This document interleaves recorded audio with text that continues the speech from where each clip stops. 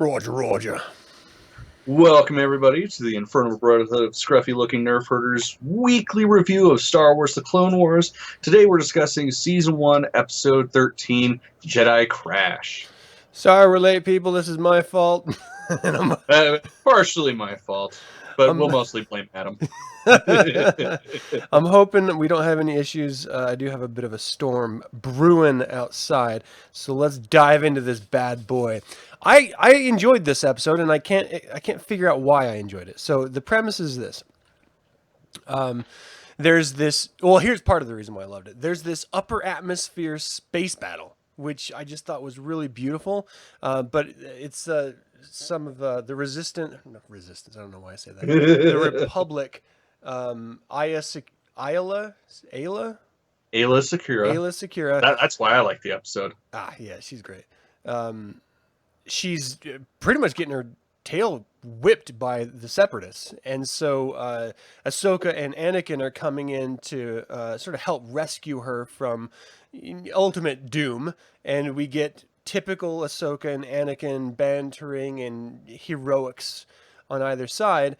Ultimately, they rescue her, but the droids are really persistent, and they're damaging even the rescue vehicle, so much so that the rescue vehicle gets stuck in a hyper jump stage right when they're redocking with their own Star Destroyer, and so they have to release the docking mechanisms so they can jump to hyperspace without taking the entire ship with them. And because it was an accident, they don't know where the hell they're going. And so they're flying through hyperspace, realize they're in a collision course with a star, do everything they can to shut down all power, which coincidentally means they have to take Anakin off of life support, who got his Tuchus whipped, which is, I think, a very convenient learning tool for Ahsoka. Of course. But, because he's like Superman in every other situation, except for this episode. Yeah. And so she has to make this decision. Well, okay, I'll take him off life support to save everyone, or we could stay on life support and everyone go into a star. So I don't even know what's a decision in the first place. Yeah, no shit. Stupid. Anyway, they take the entire power down so they can come out of the hyperspace jump and then narrowly avert the star and then crash land onto a nearby planet. They crash onto this planet, realize they don't know where they're going, their ship's completely destroyed, they're going to split up, and they're going to have a clone commander waiting with Anakin, who is now still unconscious, and everyone else is going to go searching for signs of life. They find this, I don't know, bola tie pin? Like, it just looked like this gigantic, I don't know, something you'd see in New Mexico or something that someone would put in their bow tie or something. I don't know, a piece of bark or something with carving on it. So they go search for the trees. They realize the trees drop these big seeds and there's big drag marks. And they go find this peaceful sort of monkey species that speaks common tongue. And they're just... Yeah, I thought that was pretty interesting that they spoke basic pretty goddamn well. Surprisingly well. They didn't want to help them at all. In fact, they cast them out of their seed village up until the point where Ahsoka said, please. And everyone knows the power of the magic words. So the dude's like, all right, well, I will send you our only healer, you strangers who I was shunning literally seconds previous, with you to go save this mystical friend of yours. The whole time he's berating them, saying Jedi are not peaceful. And this is actually the first time, I think, in this series we're forced to confront the idea that if you're considering yourself a peaceful peoples like the Jedi consider themselves, why the hell are you killing so many people? Damn shit. It's not peaceful at all. And so they're forced with this moral, ethical conundrum of trying to rationalize what is really peace if you're still committing war, and how can you be peaceful in that same phase. Anyway, it's a struggle the Jedi have been going with since time immemorial, and it will be their downfall in The Last Jedi. So, we all love it, obviously.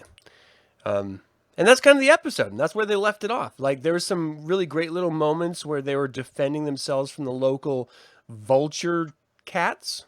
I don't know what you call them. I'm looking. Yeah, I don't remember what they're called either. They Trying to like speed through. I don't know. I had jumped. it written somewhere. Yeah, But whatever. I jumped through a lot of like different stuff that happened, but I think I got the main beats of the story. Yeah, that's pretty much what it was. What And it's a part of two-part story arc, of course. So right. we got the start. Okay, here it is. The animals. The Mastiff Fallon. Mastiff Yeah, Fallon? Jimmy Fallon's Mastiff? that's Something what like we'll that. Anyway, they're basically just vulture cats, Yeah, predators. So what did you think about this episode? I dug it. Just it's always nice seeing A-list Kira, and she kicks ass. So that was fun. And then, I mean, of course, the opening when we got the rocket droids coming in, like that shit was cool as hell to see them, just completely destroy a Republic cruiser in like no time whatsoever. Yeah, I really enjoyed that opening sequence. I just thought it just I love space battles anyway. But you put it in a different environment where it's upper atmosphere of like a planet, and you have like clouds in the distance and blue skies, and I don't know. There's very few starship battle scene like backdrops you can be in. It's like black with dots, or it's maelstrom, like gaseous, or it's like asteroid field, or it's upper atmosphere, and there's like not much else. Yeah, at least with the upper atmosphere, you get different planets and different colors. So, I mean, that's fun. Yeah, it's kind of cool. I dug it. And seeing the Separatists actually be effective. Yeah, they fucked her up. Because, I mean, that's a Jedi Master, a fucking general of the Republic. And they kicked her ass.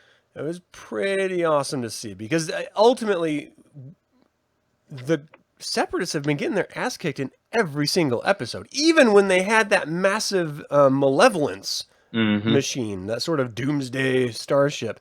That still took us kicked. So it's nice to see that no, they don't always lose, and it's not always a weird happenstance that the Jedi seem to be on the receiving end of a little bit of pain. Sometimes they just outgunned, and in this particular case, I mean, even Anakin got his butt kicked a little bit in this. So I don't know, fuck, he was out most of the episode. yeah, which was interesting. Again, we had to have those moments. We have to have some mechanism to allow Ahsoka to grow as an individual.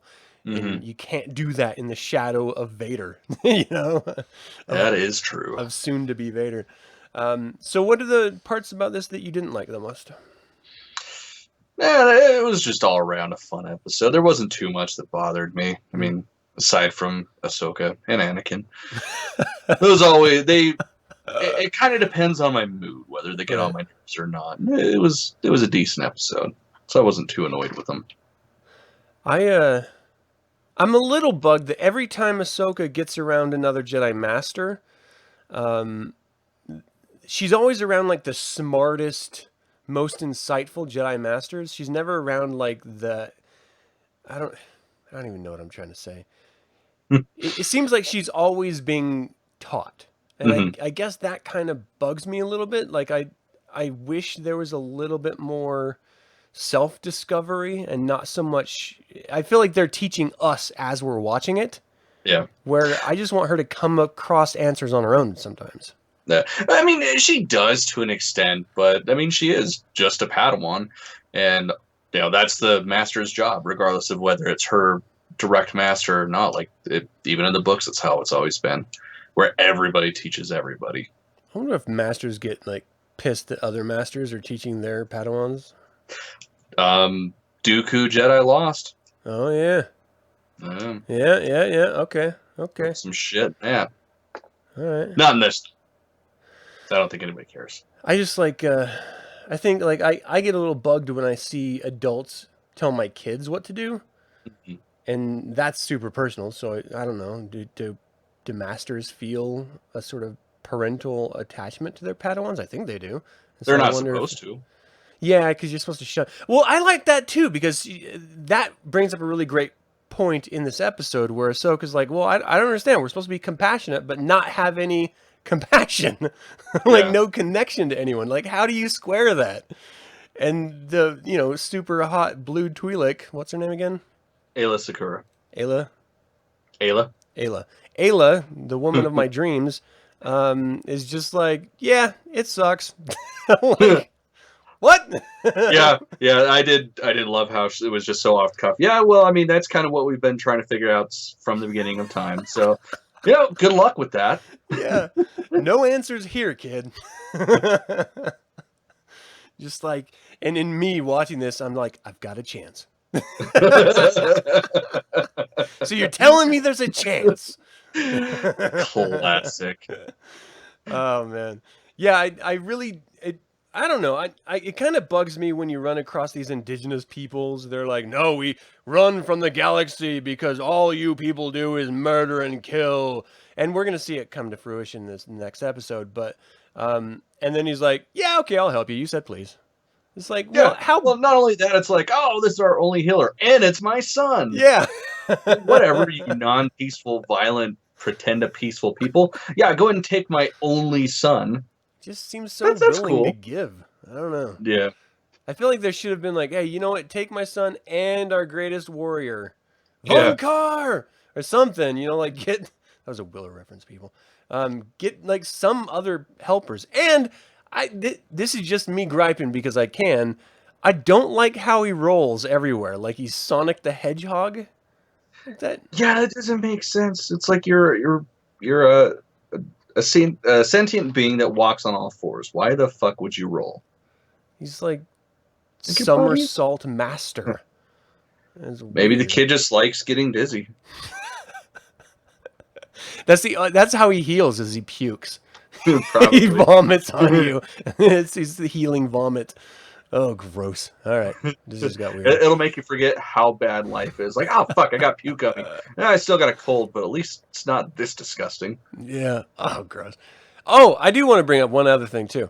I really liked seeing the clone commanders, like, one-shot, one-kill these predators. Mhm. Like, just right in the eye, like, pop, right in the head, and they just drop. I'm just like, yes! Yes!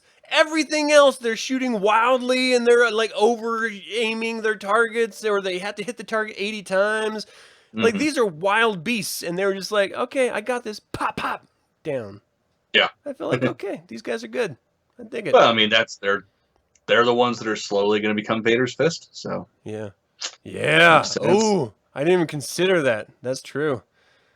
Oh, yeah. And another thing, because I'm not done. I didn't like the Empire Strike Back AT-AT takedown that the spinning doctor, the somersault doctor, did on the Predator. That kind of bugged me a little bit. yeah, Because they it just... was dumb. So I get if you shoot it, it's dead. It doesn't move. That's what But happened. if you just tie its feet up, they walk away from it as if, oh, well, that's all settled. Wipe my hands of that problem. It's a wild animal. It's probably wriggling its way out of it as we speak, trying to bite your face off. And everyone's just like, okay, let's go do other things now. It's tied up. Well, I mean, it's safe. given that it's a predator and a carnivorous predator at that. Like, it's obviously gonna chew through the fucking twine or whatever. It's got a beak, too. Yeah, it's like there's no reason why it couldn't just go snap. It's like scissors. Like, just, come on. Maybe they're like alligators, but instead of covering their eyes, you tie their feet, and they're like, "Fuck, I must be dead." It's the worst.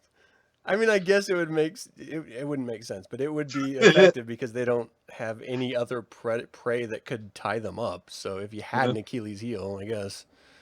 That doesn't even make sense then. No, I don't agree with No, that. it doesn't. Stupid. Dumb. All right, Star Wars. Come on, Filoni. What are you doing here? Yeah, Ugh, I give this guy another year. he's fired. What does he know?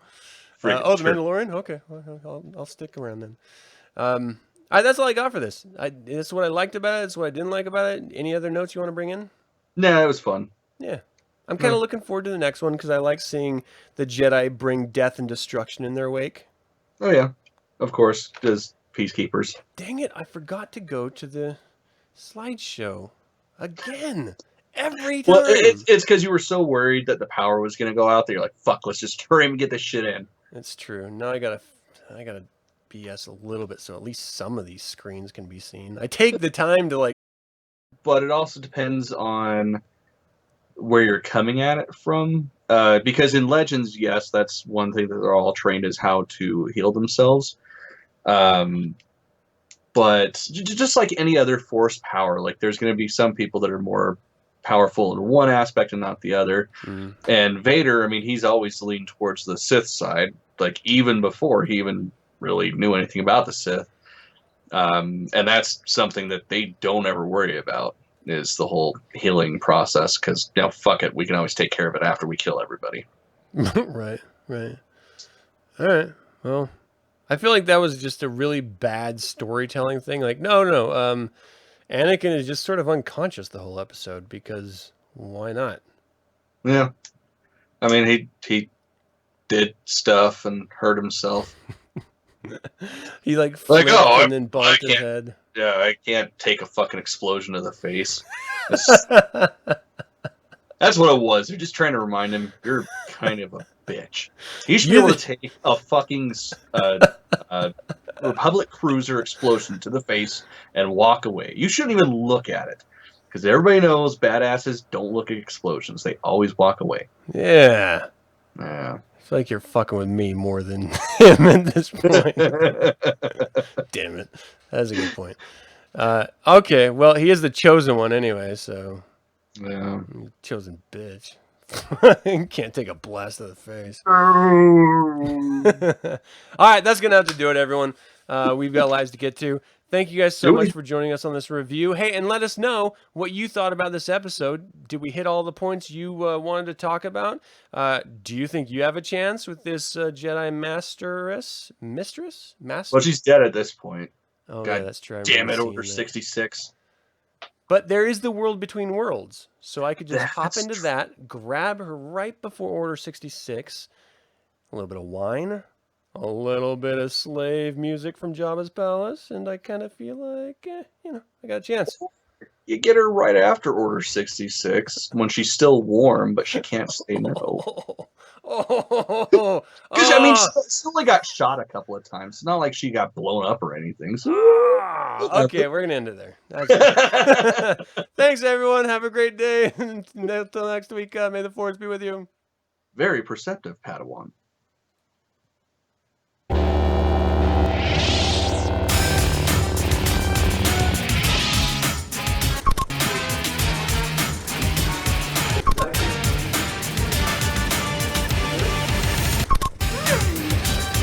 Princess Mimi.